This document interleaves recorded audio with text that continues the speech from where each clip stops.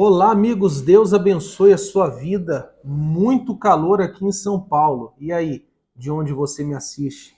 Tá muito quente?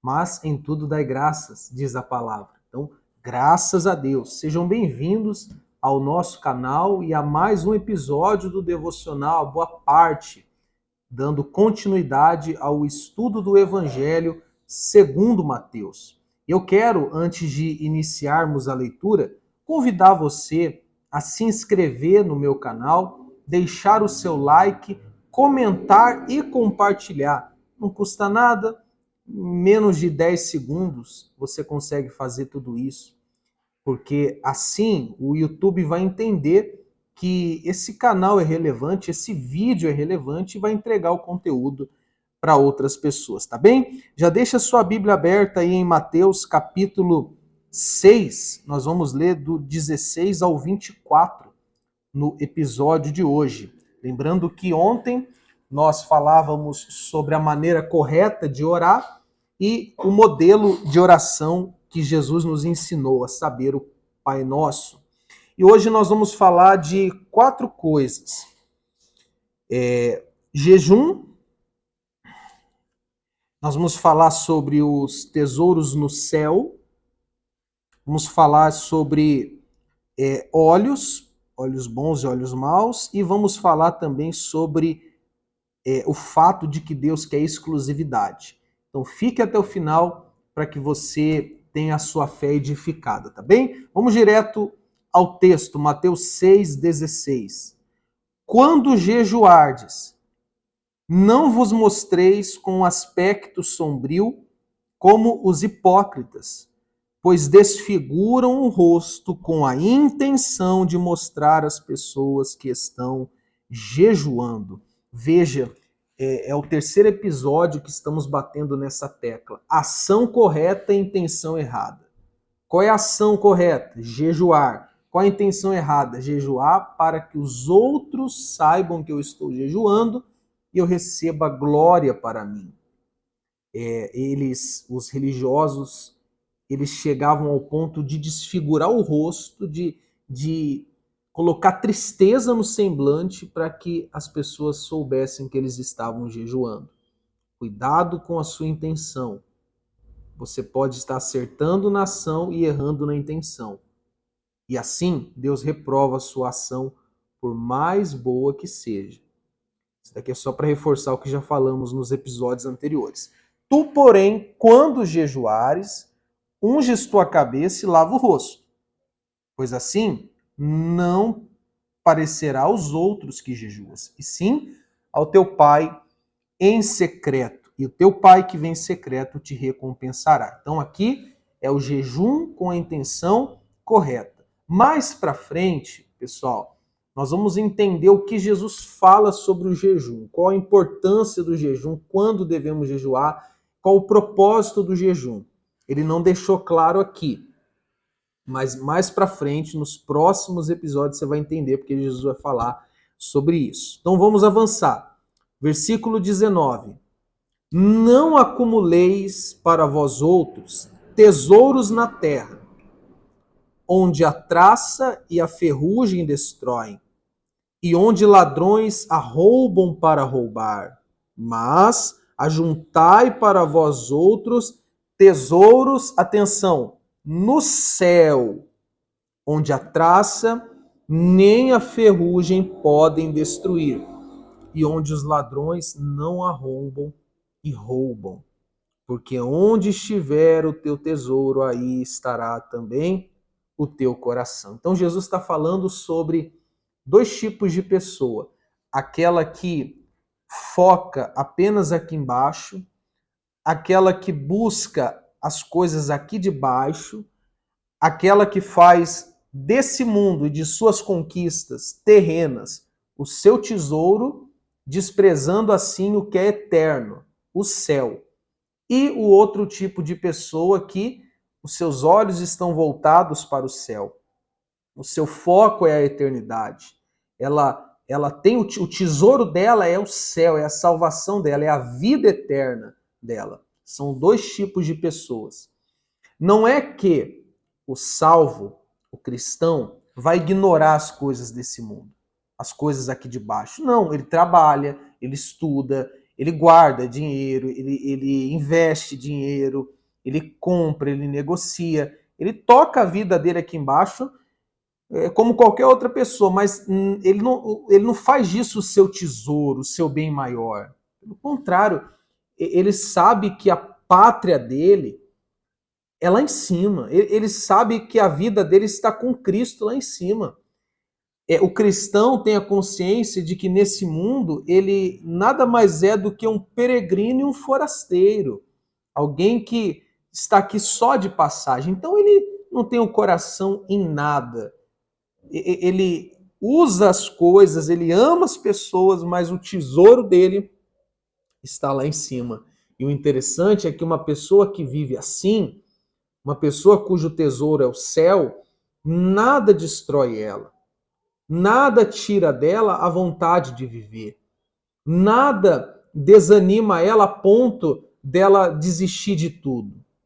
Porque ainda que as coisas aqui de baixo estejam indo mal, a alegria dela é o céu. Então, como ninguém consegue tirar o céu dela, como ninguém consegue tirar a salvação dela, diferente de um tesouro aqui na terra, você tem um carro, alguém pode roubar, você tem uma casa, alguém pode destruir, um acidente pode botar fogo em tudo, você tem ali um relógio, um celular, alguém pode furtar, mas o céu, a salvação, a vida eterna, não. Ela é eterna, ela é intocável, ela é incorruptível. Então nada tira a alegria do salvo. Por mais que momentaneamente ele se entristece, mas porque o seu tesouro é a salvação, logo ele se alegra outra vez. Não é à toa que Abacuque vai dizer, ainda que a figueira não floresça, ainda que não haja fruto na vide, que o produto da oliveira minta, que o gado seja arrebatado do rebanho, ou seja, ainda que tudo dê errado, todavia eu me alegrarei no Senhor, no Deus da minha salvação. Então, os seus olhos, os meus olhos, têm que estar no céu. O nosso tesouro tem que ser o céu. Tá bem? Vejamos agora o versículo 22 e 23. Os olhos são a lâmpada do corpo. Portanto, se teus olhos forem bons, teu corpo será pleno de luz. Porém, se os teus olhos forem maus, todo o teu corpo estará em absoluta escuridão. Por isso, se a luz que há em ti são trevas, quão tremendas são essas trevas. Essa questão de olhos bons e olhos maus, eu quero deixar duas questões no ar, para que você possa refletir. A primeira delas, quando Jesus fala de olhos bons e olhos maus, ele está nos querendo dizer para a direção que olhamos. Nos versículos anteriores, ele falou do céu e da terra,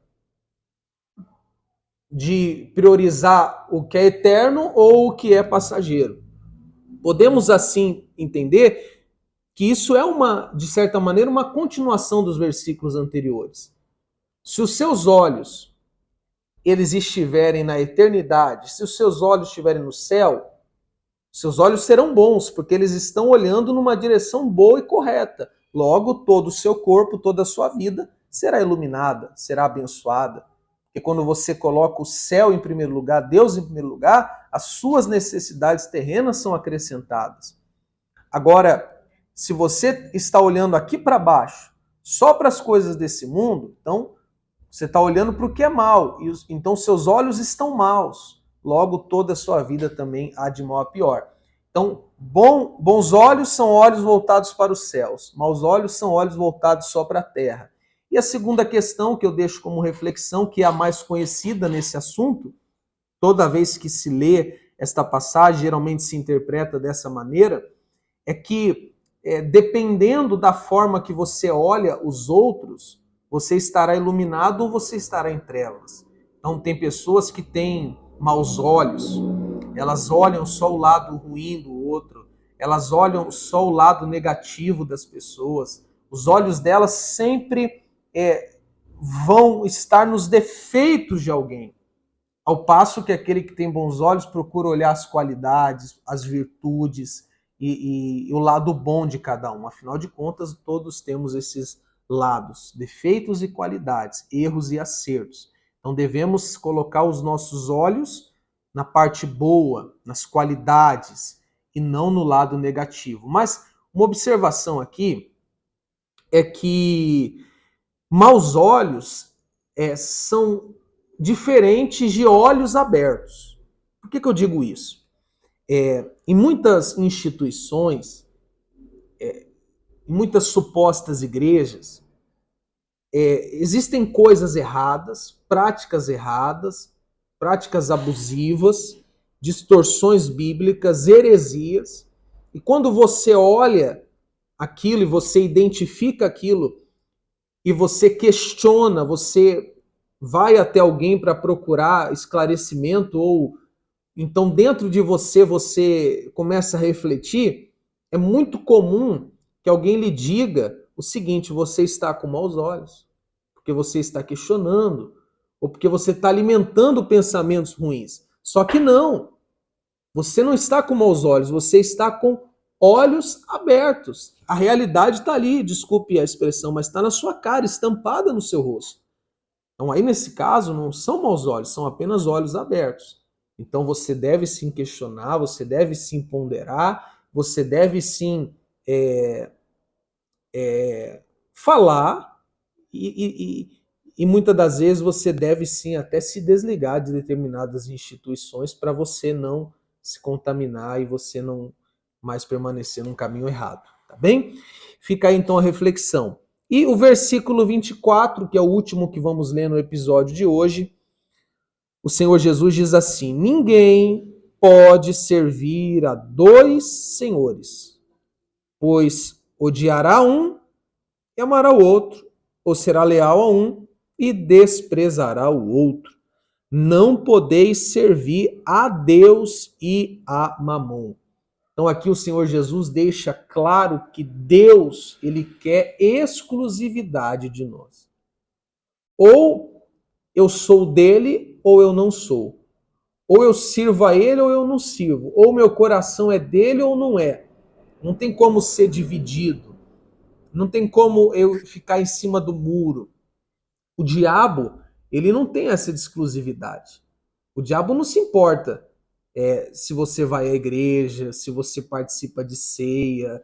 Ele nem liga que você batiza nas águas. Você continuando com ele, fazendo a vontade dele, servindo a ele, ele nem esquenta a cabeça. O diabo não tem isso de exclusividade. Ele não se importa em te dividir com Deus. Mas Deus não. Nosso Deus, que é santo, santo e santo, ele quer exclusividade. E esse mamon, ele se refere, até algumas versões traduzem, como riquezas ou bens materiais. Pessoal, veja que no 19, no 20, no 21 e no 24, Jesus está falando do mesmo assunto: servir a Deus ou servir a riqueza. Ter o tesouro no céu ou ter o tesouro na terra. E não é que o dinheiro ou os bens materiais sejam coisas ruins, nocivas, mas são coisas perigosas. Perigosas. O amor ao dinheiro é a raiz de todos os males, Paulo vai dizer. Então, não tem problema em você ter dinheiro, o problema é o dinheiro ter você. Não tem problema você usar o dinheiro, o problema é o dinheiro usar você, é você servi-lo. Como eu já ouvi uma certa frase, você talvez também já tenha ouvido, que o dinheiro é um ótimo servo, mas ele é um péssimo senhor. Não deixe o dinheiro te dominar, não deixe a ganância te dominar, não deixe a ambição te dominar. Se você tiver que escolher entre comer um prato de arroz com ovo, na honestidade, no temor a Deus, com a consciência tranquila, ou comer um banquete, uma comida cara nos restaurantes caros, em detrimento da corrupção, sabe, de maneira ilícita, de maneira injusta, onde a sua consciência será prejudicada, escolha o arroz com ovo. Melhor um bocado de pão onde há paz do que um banquete onde há guerra. Não é só a guerra do lado de fora, é a guerra do lado de dentro. Então, e tem outra coisa. Aqui a gente vê que riquezas, prosperidade nesse sentido financeiro, não quer dizer nada a respeito da sua vida espiritual, da sua condição espiritual.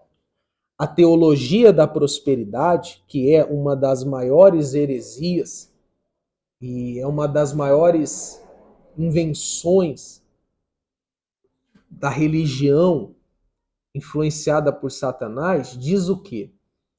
Que se uma pessoa está bem com Deus, ela vai prosperar, ela vai ter saúde, ela vai ter uma vida plena, uma vida abençoada em todos os sentidos. Logo, se ela estiver doente ou na miséria ou passando dificuldade, é porque ela não está bem com Deus, sabe? É como se as bênçãos materiais, nem bênção, vou nem usar o nome bênção, porque nem tudo que é material é bênção, mas as posses materiais ou os tesouros dessa terra, a posse disso fosse sinônimo de uma pessoa salva. Não. Veja só o caso de Lázaro. Lembra da parábola da história do rico e o Lázaro? O rico morreu e foi para o inferno. O Lázaro morreu e foi para o céu. Era mendigo, doente. Não estou aqui levantando uma bandeira a favor da doença, da miséria. Não, o que eu estou dizendo é que se você está doente, se você está na miséria, se você está na pior, isso não significa que Deus não te ama.